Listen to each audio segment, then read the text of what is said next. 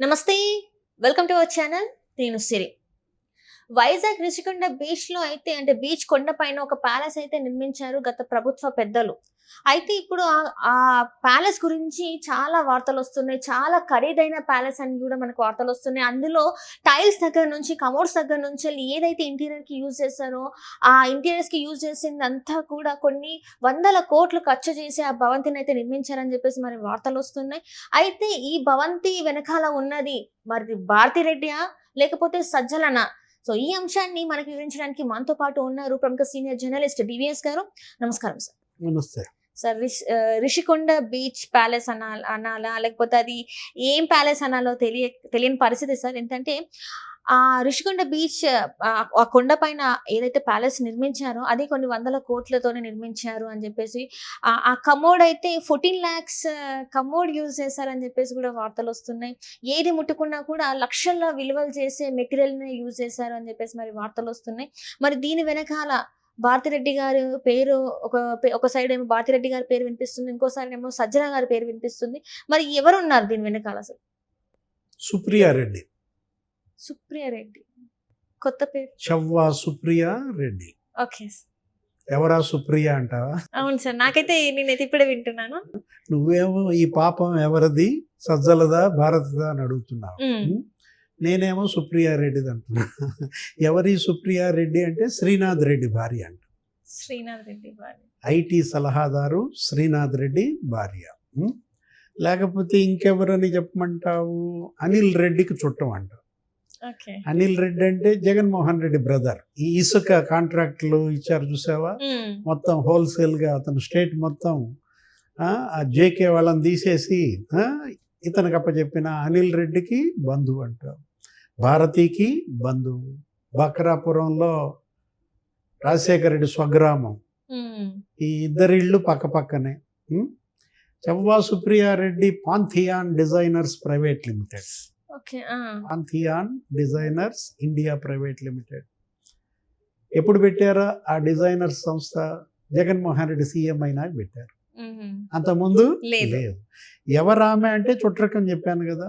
ఆమె బెంగళూరు యలహంక ప్యాలెస్ కానీ, ఇక్కడ హైదరాబాద్ లోటస్ పాండ్ కానీ, తాడేపల్లి ఆ ప్యాలెస్ కానీ, వీటన్నిటికీ ఆమె డిజైన్స్ ఇచ్చిందో మరేమో. ఋషికొండ కూడా ఆమెకి అప్పచెప్పారు. ఋషికొండే కాదు, మొత్తం టూరిజం ప్రాజెక్టులన్నీ అప్పచెప్పేశారు. దగ్గర దగ్గర ఒక 120 కోట్లు ఆమెకే చదివిచ్చారు. ఇప్పుడు నువ్వు చెప్పిన 500 కోట్ల విలువైన ఋషికొండ భవంతిలో. ఇంకా మిగతాదంతా చూసుకుంటే మరి టూరిజం ప్రాజెక్టులో ఇంకెంత పోయి ఉంటుందో తెలియదు. దానిపైన ఏదైనా విచారణ జరిగితే తప్ప వాస్తవాలు బయటికి రావు. అదేంటది 15 లక్షలు అంటున్నావు? కమోడ్. దాంతో 6 పేదలు ఇళ్ళు వస్తాయి. 6 పేద కుటుంబాలు ఇళ్ళు కట్టుకోవచ్చు. అంటే ఈ మన పేదల ఇళ్ళకి ఎంత ఇస్తున్నారు? 2 లక్షలు ఇస్తున్నారు జనరల్గా. ఏది వీళ్ళు ఇచ్చేది ప్రభుత్వం తరఫున. అంటే ఆ కమోడ్కైన ఖర్చుతో 6 పేద కుటుంబాలు ఇళ్ళు ఏర్పడతాయి. అలాంటి బాత్రూమ్లు ఎన్ని ఉన్నాయి, ఎన్ని కమోడ్లు ఉన్నాయి అందులో?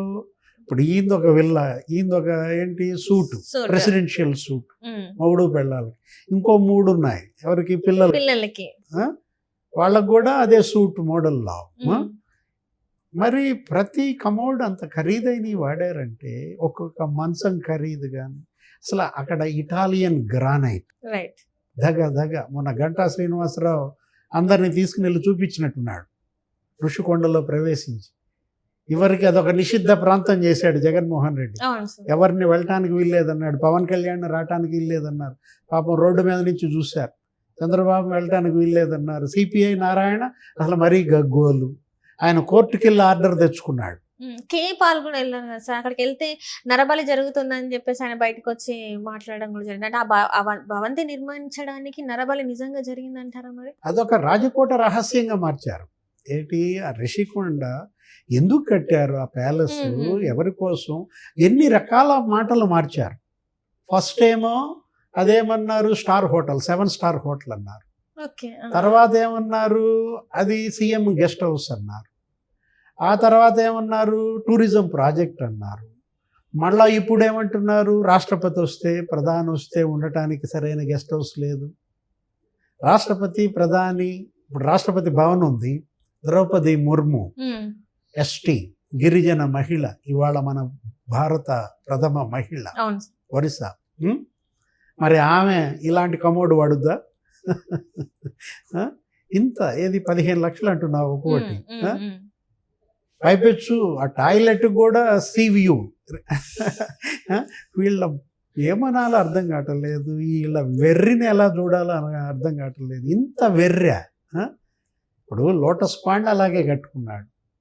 నీకు 68,000 స్క్వేర్ ఫీట్ అవసరమా? మీరుండేది అందులో ముగ్గురు, నీ భార్య, నీ తల్లి, నువ్వు. పిల్లలు ఎక్కడో లండన్లో ఉంటారు. హోమ్ థియేటర్లు, స్క్వాష్ కోర్టులు, అసలు చర్చే ఇంట్లో పెట్టేసుకున్నారు. సరే మీరు భక్తులు, అది వేరే విషయం. అంత అవసరమా? యలహంక ప్యాలెస్ ఎక్కడ? బెంగళూరులో 28 ఎకరాలు. అసలు అంత ఏంటి ఈ పిచ్చి ఏంటి?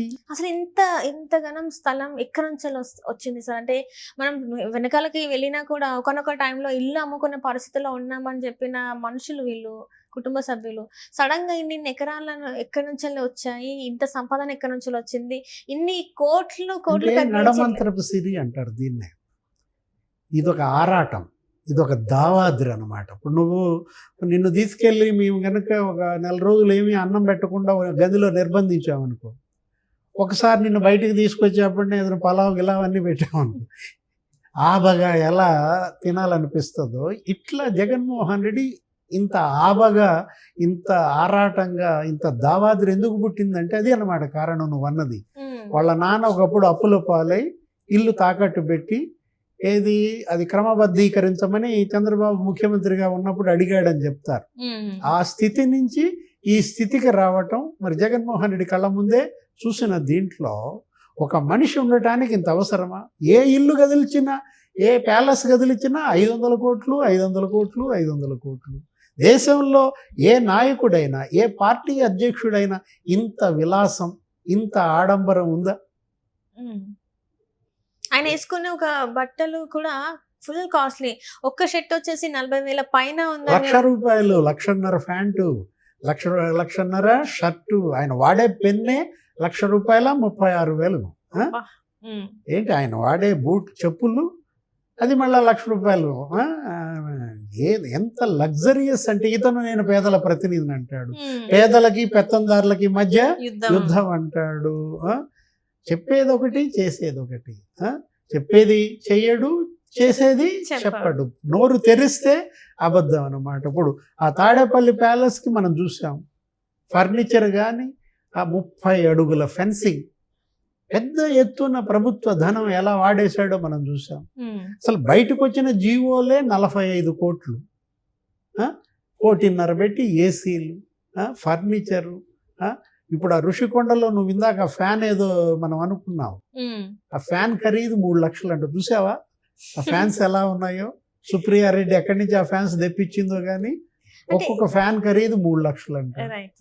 ఇప్పుడు ఈ తాడేపల్లి ప్యాలెస్కి చేసిన డబ్బు ఎవరిది? ఇదంతా ప్రజల ధనం, పేదలకు ఉపయోగపడాల్సిన డబ్బు. కోడెల శివప్రసాద్ ఏదో 4 కుర్చీలు రిటర్న్ చేయలేదు అని ఆయన అంత వేధించారే. ఆయన కుటుంబం మీద, ఆయన కొడుకు మీద, కూతురు మీద, ఆయన మీద 19 కేసులు పెట్టారే.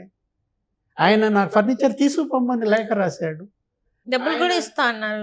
డబ్బు ఎంతో చెప్పండి, చెల్లిస్తానన్నాడు. అలాంటి వ్యక్తిని టార్చర్ పెట్టి ఆత్మహత్య చేసుకునేలాగా చేశారు. నువ్వు ఇప్పుడు నీ ఇంట్లో ఫర్నిచర్ ఇచ్చావా? ఇప్పుడు దిగిపోయి ఎన్ని రోజులైంది? 15 రోజులు అయిపోయింది కదా ఇతను ముఖ్యమంత్రి పదవి పోయి. ఇంతవరకు లేఖ ఎందుకు రాయలేదు అసెంబ్లీ కానీ సెక్రటరీకి, గవర్నమెంట్కి, సీఎంకి? నా ఫర్నిచర్ తీసుకెళ్ళిపోండి, నా ఇంటికి పెట్టిన 30 అడుగుల సోలార్ ఫెన్సింగ్ పీకేయండి, లేదు దాని ఖరీదు ఎంతో చెబితే చెల్లిస్తాను అని లేఖ రాయాలి కదా. అతను ఎవరో లేళ్లప్పరెడ్డితో రాపిస్తారు, వాళ్ళు రాశారు. అతనికి ఏం సంబంధం? నువ్వు కదా రాయాల్సింది, నువ్వు కదా తీసుకుంది. అది నీ ఇల్లా, అప్పిరెడ్డి ఇల్లా? అంటే ఇప్పుడు మీరు అన్నట్టు మరి సుప్రియారెడ్డి బయటకు వచ్చి మాట్లాడే అవకాశం ఉందంటారా సార్? మరి ఎంక్వైరీలో కానీ నిజాలు బయటకు రావు. ఋషికొండ పైన ఈ రోజు నిన్న లోకేష్ బాబు కూడా మాట్లాడాడు. ముఖ్యమంత్రి దీనిపైన సమగ్ర నివేదిక అడిగారు. ఎవరెవరు ఎంతెంత దీనిలో ఎంతెంత బొక్కారు మొత్తం బయటికి తీస్తామని కూడా లోకేష్ బాబు దానిపైన ఒక ఎంక్వైరీ జరుగుతుందని కూడా చెప్పిన దీంట్లో అటు రోజా జైలుకి వెళ్ళొద్దా టూరిజం ముఖ్యమంత్రిగా, సుప్రియా దగ్గర మళ్ళీ అవన్నీ వసూలు చేస్తారా, భారతి కట్టుద్దా, సజ్జల కడతాడా, జగన్మోహన్ రెడ్డే కడతాడా, ఇవన్నీ కూడా రాబోయే ఎంక్వైరీ కమిషన్ కానీ తెలుసు. Right sir, right. Thank you so much. నమస్తే.